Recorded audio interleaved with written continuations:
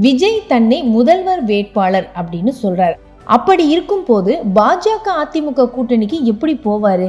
இவங்க விஜய சந்திச்சதை நியாயப்படுத்த எங்க கோபத்தை தணிக்க இப்படியெல்லாம் சொல்லிக்கிறாங்க என்று வருத்தப்படுகின்றன அறிவாலய வட்டாரங்கள்.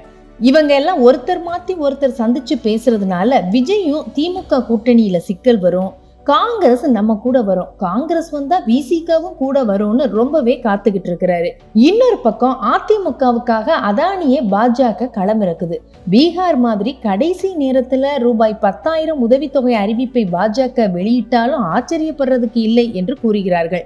இவ்வளவையும் கூட்டி கழிச்சு பார்த்து தான் சிஎம் தெள்ள தெளிவா ஒரு முடிவே எடுத்துட்டாரு. கூட்டணிக்குள்ள யாரு வர்றாங்க யாரு வரல இதெல்லாம் பற்றி நம்ம கவலைப்பட வேண்டாம். நம்ம டார்கெட் வெற்றி. 2026 திமுக அரசு தான் மீண்டும் ஆட்சி அமைக்கணும். அதனால 234 தொகுதிகளையும் கவனம் செலுத்துங்க என்று கட்டளையிட்டாராம்.